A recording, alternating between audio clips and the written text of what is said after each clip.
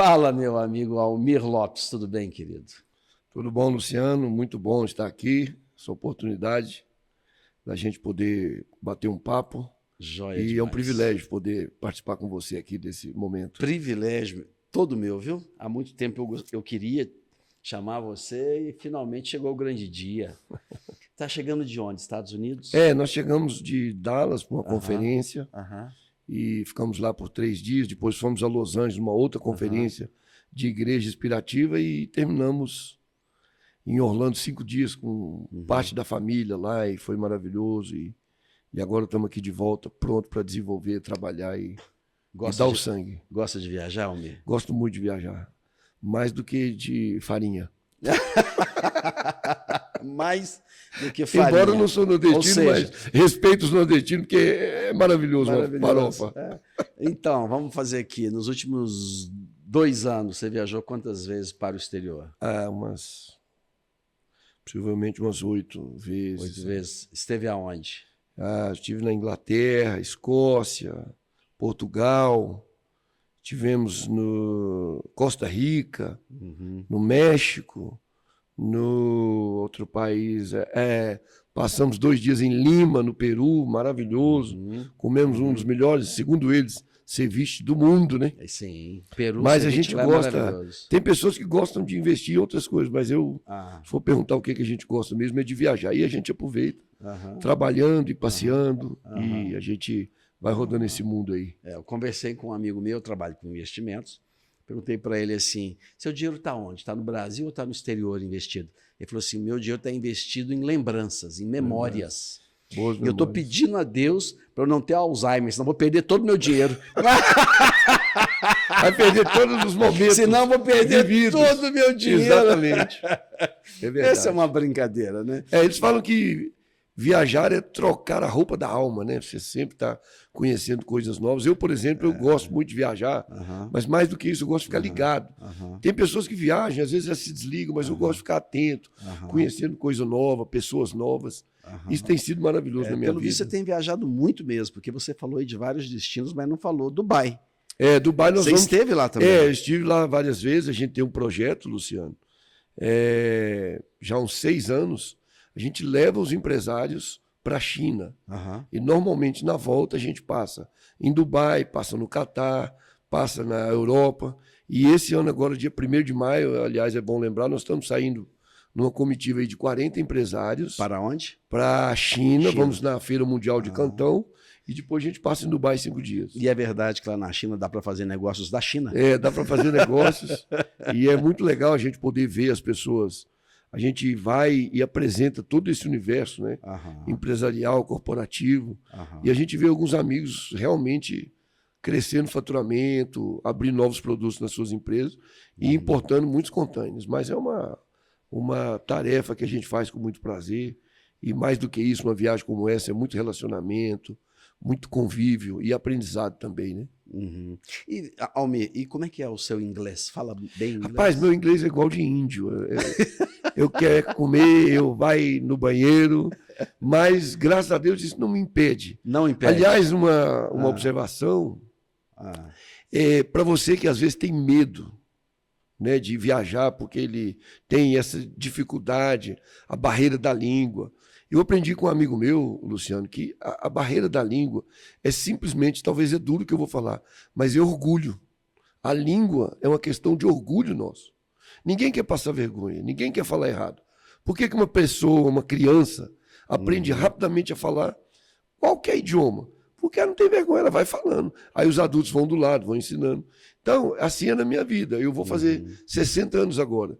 Já entrei em escola de inglês, saí, mas nada dá tanta experiência quanto você ir no dia a dia e você conversar. Se você falar um pouquinho errado, o cara te corrige, te ajuda, mas você vai. Então, a gente consegue romper esse mundão aí de, meu Deus, falando um inglês de índio, macarrônico. Que bacana. Coragem. Coragem. Coragem. Então, os estoicos diziam que a alegria ela vem das virtudes. Isso é filosofia grega, vem das virtudes. E uma das maiores virtudes humanas que nos dá alegria é a coragem. Olha que interessante. Ou seja, então você é um homem de coragem E certamente esta coragem faz de você esse cara alegre aí. Exatamente. E essas questões assim de viagem, eu tenho muitas experiências. Não dá para a gente contar todas aqui, mas a gente vai agregando. Me conta um aperto grande que você já passou fora. Não, um aperto grande que eu passei, esse aí foi gigantesco, mas eu não assim, recuei. Não recuou. Eu tinha levado um time para Dubai e vários empresários. E 2 desses empresários queriam ir à Coreia, em Seul. Eles tinham agendado 3 indústrias de tecidos em Seul, na Coreia. Coreia do Sul. E é na Coreia do Sul. E eu tenho um amigo que ele é coreano, mora no Brasil e viajou com a gente nesse grupo. E eu falei para ele, então você sai aqui da China, estávamos em Xangai, você vai até a Coreia, ajuda esses 2 empresários, traduz para eles e está tudo resolvido. 3 dias antes da viagem ele teve um incidente, teve que voltar para o Brasil, simplesmente falou para mim, eu não vou poder ir e não conseguiu indicar ninguém. O que é que aconteceu? E agora? Isso. Esses 2 empresários estavam na minha responsabilidade. Estavam. O que é que aconteceu? O Almir foi. O Almir foi para ajudar esses caras. Mas tem um ditado que fala que terra de cego, quem tem olho é rei, né? Então eu cheguei com esses caras. Terra de cego, quem tem um olho é rei. É rei, tá comandando. Então eu fui com esses caras e eu falo inglês muito minguado. Eu não tenho vergonha de dizer isso para ninguém. Mas eu me viro em qualquer situação. Mas eu fui com esses caras. Para minha surpresa, o coreano fala o inglês também, mas muito devagar. E deu para me entender tudo. Por uma particularidade, eu sempre mexi. Antes de ter essa empresa que eu tenho hoje, já há 17 anos, eu sempre atuei no mundo das confecções. Eu fabricava roupa, então eu fabricava cotton, roupas de cotton, de jeans, de algodão, de lycra. Então eu me familiarizei com essas nomenclaturas, que é igual no mundo todo. Cara, eu entrei e saí normalmente, consegui resolver. Os caras fizeram um negócio e ainda, na hora de sair, eles têm uma tradição, o coreano, ele pega $1 e põe na sua carteira. Ele diz assim, eu quero te abençoar com o dom da prosperidade. E ele põe $1 na sua carteira. E eu saí de lá com $1, rapaz. Então eu acho que eu desenvolvi o meu papel num grande aperto. Qualquer outra situação, alguém ia falar, não tem como ir. Mas a gente não pode retroceder, Luciano. Você tem que ir para cima. Eu procuro ensinar isso para as pessoas, para os meus filhos, para as pessoas que andam junto. Fantástico. Então, esse é um lema para você na sua vida. Jamais retroceder. Retroceder. Desistir nunca, retroceder jamais. Perfeito. Tem um empresário brasileiro muito famoso, talvez o mais rico da atualidade. Não necessariamente citá-lo aqui significa que eu seja um admirador dele. Contudo, ele tem uma frase muito interessante. Jorge Paulo Lemann diz o seguinte: eu jamais vi um pessimista bem-sucedido nos negócios. Exatamente. E aí você está dizendo a mesma frase, só que você cunhou uma semelhante, mas o inverso. Não pode retroceder. Tem que ir para cima, seja como for. Exatamente. Eu nessa viagem agora, eu sempre fico observando. Então tem muitas frases de efeito, a gente lê no outdoor, lê num momento de propaganda, alguma coisa, e eu vi uma frase muito interessante. Fala assim, se você tentou e não conseguiu, parabéns. Muitos nem tentam. Que legal, não é? Fantástico. Então, é uma coisa assim, é você entender que retroceder, desistir, isso não faz bem, né? Seu pai trabalhava com o que, Almir? Devia, claro, ser um grande industrial, um grande empresário, e você herdou toda essa fortuna, herdou todas essas indústrias aí, não é isso mesmo? Seu pai era? Nasci num berço de ouro, meu pai era bilionário. Talvez uma das maiores riquezas que um homem pode ter, esse cara, ele possuía. Eu sempre digo isso, viu, Luciano? Eu sou filho de uma família muito rica, lá em Taguatinga, interior aqui de Brasília, que é uma cidade satélite, e meu pai era muito rico. Eu digo isso porque o último salário dele era uns R$690. Meu pai foi durante 37 anos porteiro de escola, funcionário público, vamos dizer. E ele ganhava muito pouco, e dessa maneira ele cuidou de 4 filhos. Minha mãe lavava roupa para fora. Por que eu digo que ele era porteiro de qual escola? É uma escola aqui na L2, chama Escola do Setor Leste. Existe até hoje, eu sempre falo para as pessoas. Quem quiser ir lá pode ver. Aquela guarita que tem lá até hoje, eu dormi várias vezes, Eu acho que debaixo da bancada. Colégio do Setor Leste. Colégio do Setor Leste. Fica na L2 Sul. L2 Sul, exatamente. Tá lá E ele era o porteiro ele do era colégio. o porteiro e do turno da noite, né? Porque tem turno manhã, tarde e noite. E várias vezes eu fui trabalhar com meu pai, cara, uma experiência que eu sempre falo, é muito legal. Você era criança, né? Era criança, 12 anos eu tinha, me lembro direitinho. E eu via na hora do recreio os alunos lá comendo misto quente. Uau! Cara, eu nunca falei que coisa legal. E eu via eles pegando e mordia aquele misto quente e o queijo esticava assim. Eu falei, meu Deus, que dia eu vou comer um desse, deve ser muito gostoso. E meu pai falou, nós vamos comer um desse aí. Aí teve um dia que chegou o dia do pagamento dele, eu comi um misto quente. Para mim foi uma experiência maravilhosa. Então essas coisas simples, mas marcam a nossa vida. Mas meu pai era Você tinha vigia da 12 escola. anos, então isso foi talvez em 1980. Não, 80 até 86 eu casei. Foi bem antes. Vou fazer 60 anos agora. 60, tá. Mas enfim. Daí foi tipo 76, 77. 45, 47 anos. Primeira vez que você comeu um misto quente. Misto quente. O primeiro misto quente você nunca esquece. Mas aí é o seguinte, por que eu falo que meu pai era um dos homens mais ricos que já existiu? Porque o de mais precioso que um homem pode deixar para a vida dos seus filhos e para as pessoas é o legado. Não é uma herança, é um legado. E meu pai deixou esse legado para cada um de nós. Éramos 4 irmãos, somos ainda. E meu pai nos trouxe o evangelho de Jesus, né? Algo que transformou as nossas vidas desde o início, desde que a gente era bem pequeno. Ele nunca abriu mão de nos ensinar os princípios e os valores de um homem e de uma mulher de caráter.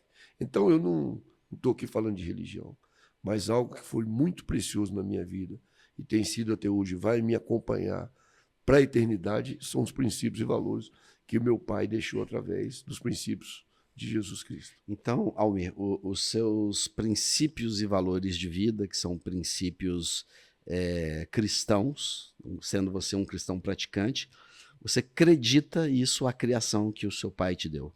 Totalmente. Eu dou ênfase justamente a isso, porque muitos pais hoje, eles saem correndo atrás de estrutura, de patrimônio, porque eles falam, eu tenho que garantir o futuro dos meus filhos. Ora, mas qual é esse futuro que um pai pode garantir para o seu filho? São o quê? Escrituras, bens, conta bancária? Se esse menino ou se essa menina não tiver um preparo, né, sobre os princípios e valores, ele vai sofrer muito na vida. Então, mais do que escrituras, mais do que conta bancária, do que patrimônio, herança, é um legado que cada um que está nos ouvindo aqui, Luciano, tem que procurar buscar isso incessantemente para entregar para o seu filho. E isso é uma coisa que não é da noite para o dia, são processos, né? Muitas pessoas não gostam de viver processo. Elas plantam pela manhã e querem comer depois do almoço. Não existe. Então, um lavrador, por exemplo, ele tem um processo. Ele planta, ele água, ele prepara a primeira terra. E ali é um processo que ele vai acompanhando e aquela semente vai crescendo. Agora, as pessoas hoje não querem participar de processo, não querem passar isso para os filhos. E uma coisa que a gente tem que prestar atenção sobre o que nós estamos deixando para cada uma das pessoas que nós amamos, que estão conosco. Muitos pais pensam numa carteira cheia. Essa carteira cheia amanhã pode estar vazia. E tem pais também que olham hoje para os filhos e falam que os filhos só os consideram como uma carteira cheia. Mas é eles mesmos que implantaram isso na mente e no coração dos filhos. Enfim, é uma história comprida, mas eu acho que com a pergunta que você fez, é exatamente isso. Eu acredito muito naquilo que meu pai deixou para cada um de nós. Você falou sobre o plantio e nós dois temos uma compreensão muito próxima desta questão. E a gente vê que você está hoje, Almir, numa posição de muito conforto. Você tem um grande conforto financeiro, você tem um grande conforto familiar, você tem um grande conforto relacional, você tem um grande conforto espiritual. Não é difícil olhar para a sua vida e perceber que você é um homem rico em várias áreas da vida. E a sua prosperidade financeira que é notória, ela está longe de ser o seu maior valor e longe de ser a sua referência enquanto ser humano. Eu conheço muitos amigos seus, alguns amigos são incomuns, algumas pessoas que, quando se referem a você, jamais se referem em relação ao dinheiro. Nunca se toca nesse assunto, porque você tem tantos outros quesitos à amostra que esse se torna um detalhe. Mas eu sei que foi um grande processo na sua vida. E sei que você começou com o seu primeiro negócio, que foi uma farmácia. Eu era representante de laboratório.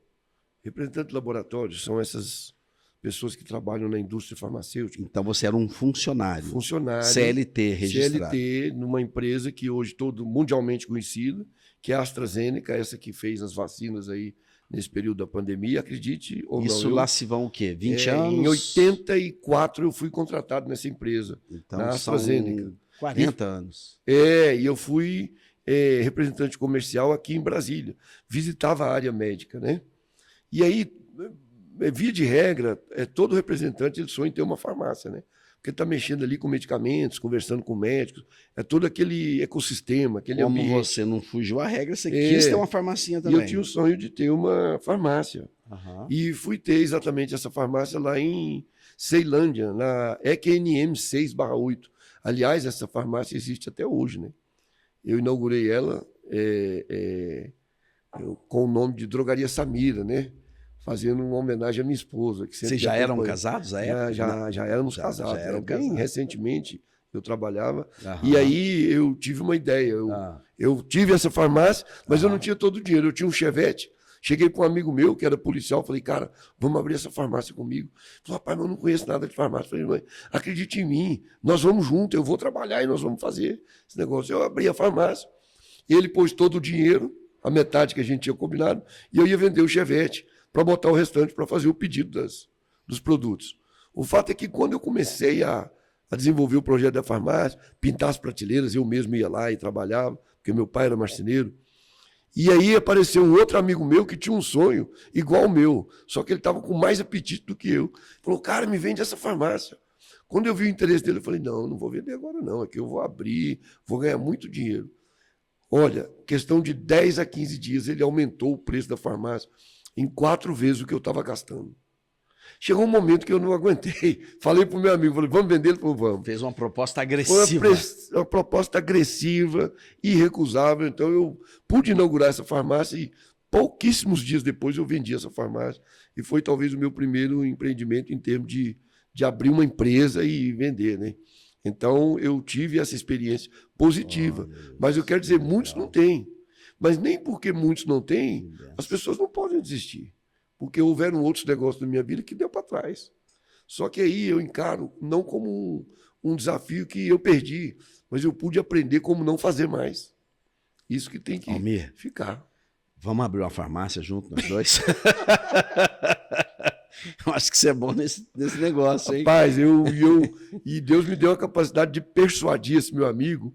E depois disso, que ele aceitou, eu falei, meu Deus do céu, e agora? Só que deu certo, Deus está no negócio quando você coloca ali os princípios e valores. Mas mesmo quando acontece isso, pode dar errado, né? Esse foi seu primeiro negócio há 40 anos que deu certo. Ou seja, imediatamente após a inauguração da farmácia, você já vendeu o negócio pronto e realizou um grande lucro. Meu muito amigo... bacana. E me conta aí, em algum momento, que algum negócio que deu errado. Deu. Algum que deu para trás. Ô, Luciano, aí vai demorar mais, né? aí vai demorar mais. Se eu for elencar aqui cada um deles, mas... Essa sua resposta, Almir, ela é linda. Ela é fantástica. Porque deixa muito claro, né, que o filho do porteiro, que hoje é um homem de negócio muito bem sucedido, ele passou pelo processo.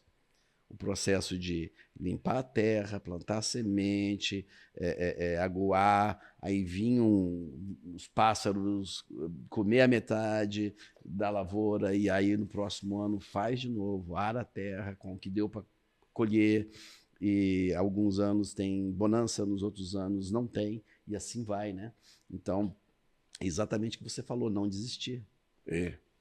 Ô, Luciano, essa Tem questão... algum caso que seja mais tem curtinho? um caso, eu vou tentar contar ele rápido aqui, mas eu acho que é inspirador também.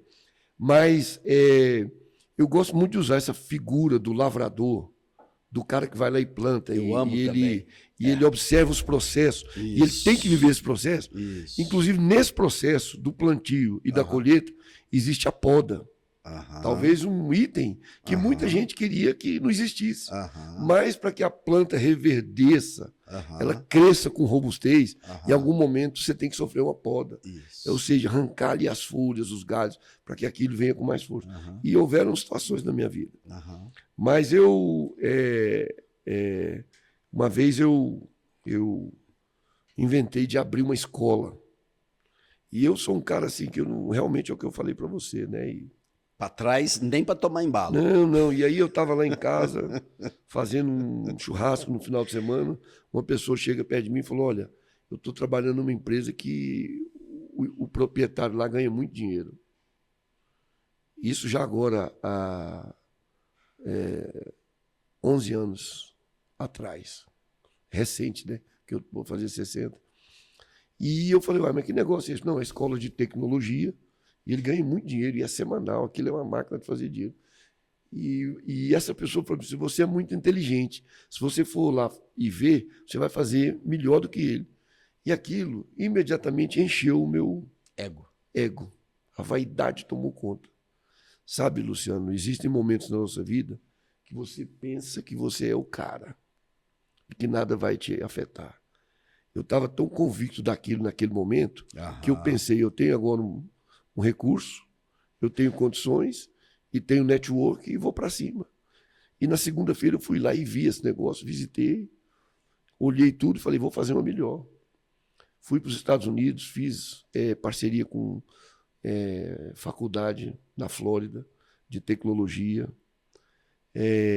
Essa escola dessa pessoa tinha 700 alunos, eu fiz uma escola para o dobro de alunos.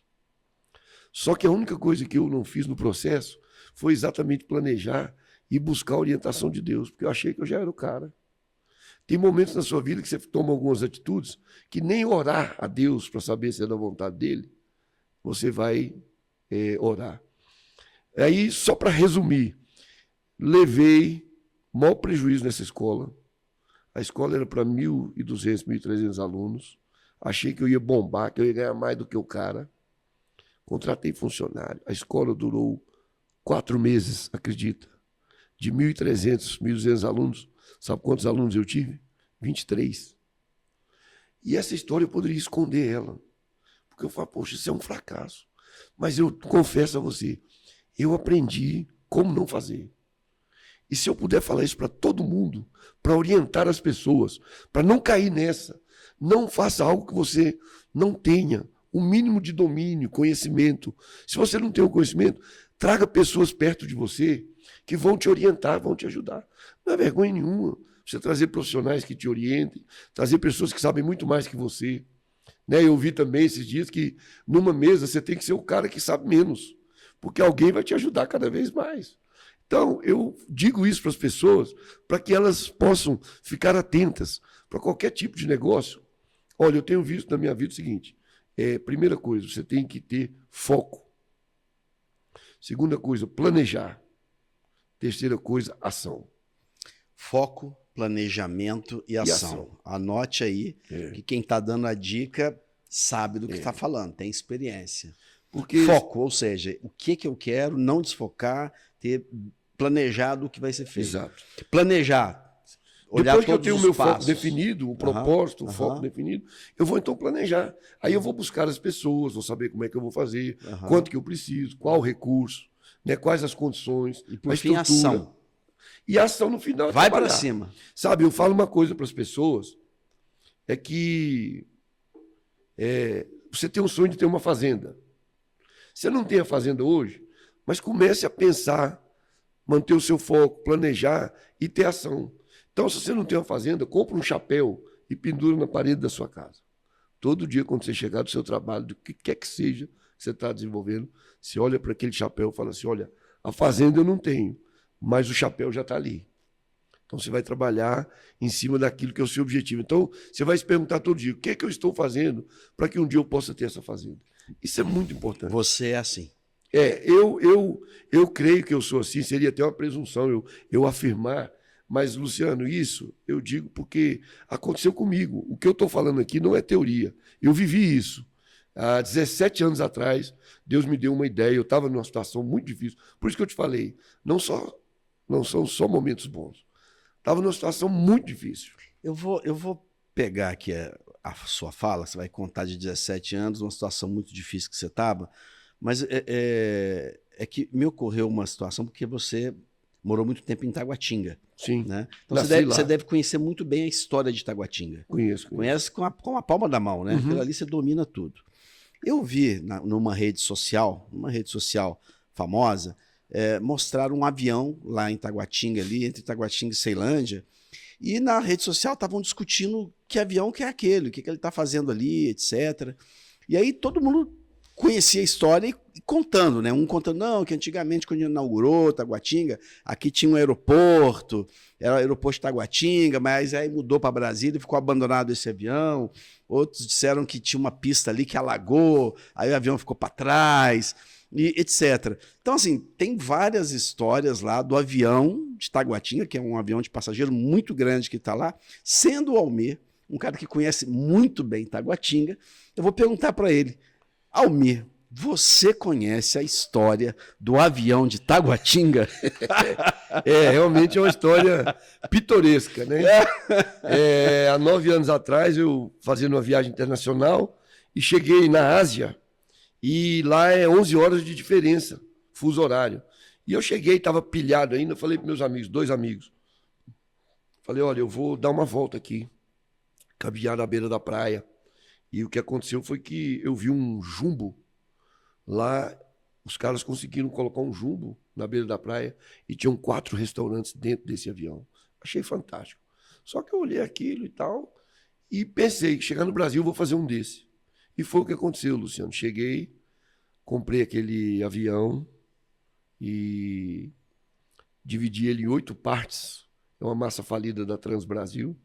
A gente saiu com ele lá do aeroporto de Brasília, internacional. Dividiu em 8 partes para poder transportar. Para poder transportar ele naquelas carretas gigantes.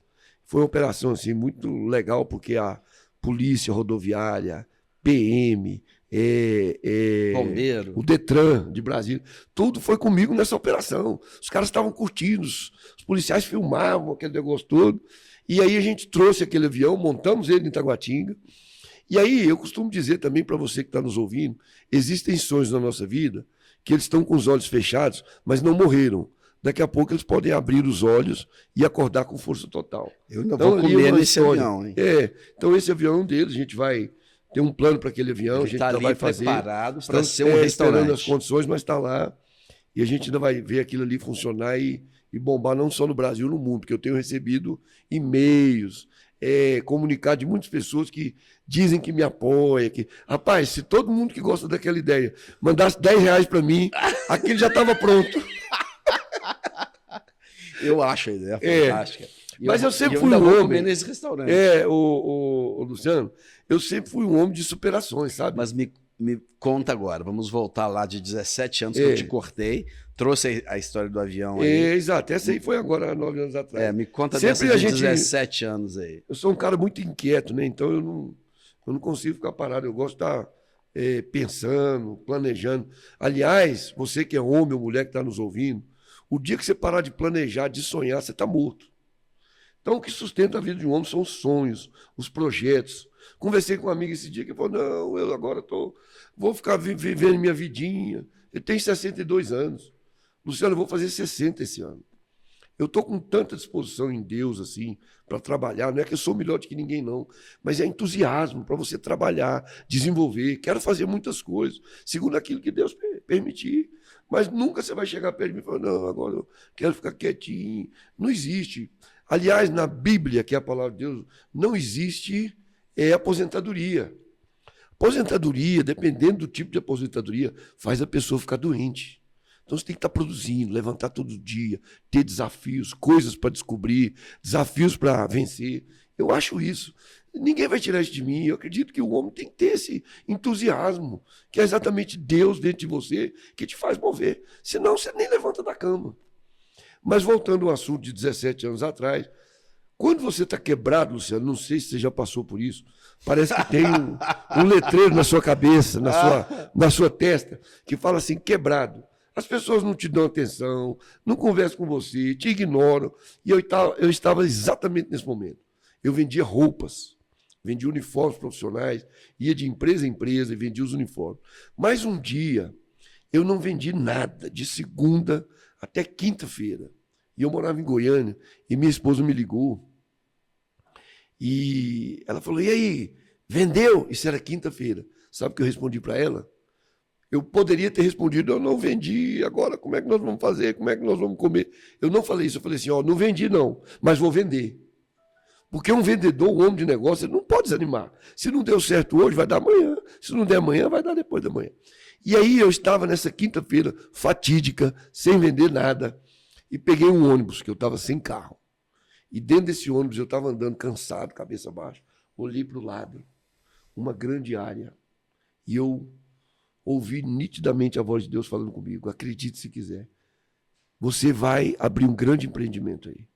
E eu fiquei com aquilo na cabeça. Via das dúvidas, eu acreditei no que eu ouvi. Parei no segundo ponto de ônibus e vim de a pé. Conversei com 2 amigos que eu já conhecia na região. Falei, eu quero saber quem é o dono dessa área. Falou, desiste. Mais de 10 empresários milionários já tentaram, não é você que vai conseguir. E aí vai um parênteses aqui. Muitas pessoas nas nossas vidas funcionam como coveiros. Não tenho nada contra essa profissão. Mas são pessoas que detonam seus sonhos, enterram seus sonhos, tiram você de cabeça. Só quando Deus coloca uma coisa no seu coração, pode alguém falar o que quiser. Aquilo é uma convicção interna. Então eu procurei até achar o dono. Resumindo, conseguimos aquela área. Eu fiz uma proposta para ele sem um centavo. Aliás, quero dizer também, para aqueles que são empreendedores, não é só com dinheiro que você abre uma empresa. São com ideias. Aliás, eu tive lá eu vou lembrando das coisas. Eu tive agora em Dallas. E foi um momento muito legal que eu e um amigo e as nossas esposas fomos visitar lá o local exato onde o presidente John Kennedy foi assassinado. Cara, é muita emoção quando você vai ver, quando você vê a história. E no momento onde ele foi assassinado, tem um X no chão e é um ponto turístico. E daquele X uma janela, onde o atirador o matou. Mas eu estou te contando isso tudo porque esse cara, John F. Kennedy, ele falou o seguinte, você pode matar um homem, mas você não mata suas ideias. Olha que forte o cara. Então eu tinha essa ideia que Deus me deu. Muita gente tentou tirar de cabeça. Eu fui até o fim. Então conseguimos o contrato dessa área. Depois fui atrás de investidores, fui num, não conseguia, fui no outro, enfim. Conseguimos uma pessoa que investiu, ficamos lá. Detalhe importante, você está dizendo que você estava quebrado. Quebrado. Então, você não seria, em tese, a pessoa com quem alguém quisesse fazer negócio. De jeito nenhum. Não é aquele cara que está muito bem estruturado, que qualquer um quer fazer negócio. Você teve que usar de muita persuasão para que as pessoas acreditassem que pudesse sair dali algum negócio. Então você conseguiu falar com o dono do terreno e levantar investidores. Eu tive 5 tentativas, só na quinta eu consegui falar com ele. Ele não tinha tempo para me atender, é um grande empresário, tem lá seus negócios, seus compromissos, sua agenda. O fato é que ele não tinha tempo para me atender. E eu fui até o final. Mas eu quero dizer o seguinte, que quando eu fui falar com ele, Deus me deu uma estratégia. E, Luciano, você tem que ter esse entusiasmo dentro de você. É uma inspiração divina. Porque eu falo isso, foi um milagre. Mas o que eu digo para as pessoas é, se aconteceu comigo, pode acontecer com elas. Então, olha a estratégia que Deus me deu para me falar com esse empresário. Eu falei, eu vim aqui porque eu descobri que aquela área ali é sua e eu quero te fazer uma proposta. Ele, qual proposta? Eu falei, eu quero te comprar ela, quero te pagar ela e depois de 10 anos ela continua sendo sua. Olha, para um homem de negócio ouvir a proposta dessa, ele fala, mas como? Eu falei, eu quero arrendar ela, durante 10 anos eu vou te pagar, e depois de 10 anos eu devolvo ela para você com o que tiver lá em cima construído. Foi essa a estratégia que Deus me deu. Eu falei que eu queria comprar dele, mas depois a empresa continua sendo dele. E foi isso que aconteceu. Conseguimos a área, fizemos um contrato. E aí uma pessoa veio e investiu junto com a gente, fiquei com um percentual. Depois de 10 anos, essa empresa retornou para ele como estava definida, e esse homem, então, resolveu me passar a empresa. Hoje é um grande parceiro, um homem que eu admiro, um homem de caráter. Aliás, a Bíblia, que é a palavra de Deus, fala que quando você chega numa cidade, procura um homem de honra. Então, aquele foi um homem de honra que Deus, naquele momento, igual você falou, foi levantado por Deus para acreditar no que eu estava dizendo. Porque ninguém quer fazer negócio com quebrado. A verdade é essa. E hoje esse é o seu principal negócio? É, o nosso principal negócio. Aliás, eu digo que é o meu principal, mas tem um outro maior.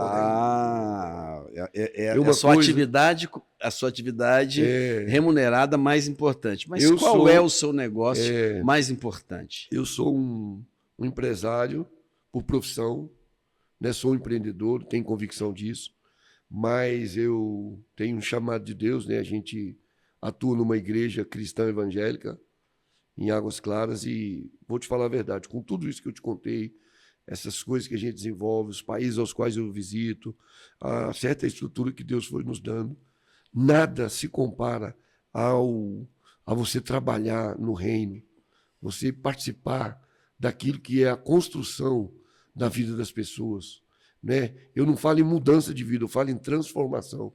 Então é muito prazeroso você poder ser usado para abençoar a vida das pessoas, mostrar um novo norte, mostrar uma nova opção de vida. Aliás, é a nova e única opção, que é a vida com Jesus, né? A vida transformada pelo Evangelho, que é como uma água que vem lavando a gente. Então, isso é que nos dá mais prazer. Com tudo isso que eu falo, mas é muito prazeroso a gente atuar no que a gente chama de reino de Deus. Então, você é um líder religioso. Exato. E você considera que este é o seu mais importante papel nesse planeta? Porque tudo que a gente acabou de falar aqui, viagens, recursos, empresas, prédios, algumas coisas, tudo isso vai passar. Mas tem algo que não vai passar, vai durar para a eternidade. Justamente esses princípios, valores, essa paz que excede todo entendimento, porque às vezes você está com tantas coisas na sua vida, mas se você não tiver paz, Luciano, não vai resolver nada. E essa paz só existe um que pode nos dar. É Deus através de Jesus na vida de cada um de nós. Qual foi sua maior alegria na vida, Almir? Eu desde criança, assim, além do Evangelho de Jesus na minha vida, eu sempre sonhei em ter família. Cara, quando eu era pequeno, eu fechava os olhos, eu imaginava minha esposa, eu imaginava meus filhos. E Deus, cara, foi fazendo exatamente isso. Então, minha maior alegria é saber que Deus me deu a oportunidade, o privilégio de conceber uma família. Essa é a minha alegria, viu? Sua maior dor? A minha maior dor eu vivi o ano passado. É muito forte, né? Eu tenho 2 filhos e meu filho de 36 anos, começou a sentir uma dor na virilha. E em 5 dias a gente foi fazer o exame, minha filha é médica, e foi diagnosticado um câncer no testículo. E 4 dias depois foi operado, retirou um dos testículos. E depois de quase 2 meses deu uma reincidiva e ele passou por um processo muito forte de quimioterapia, 5 dias por semana, 5 litros de medicamento por dia, processo muito doloroso, um processo muito agressivo. E nós vivemos tudo isso. Mas uma coisa eu deixo para as pessoas.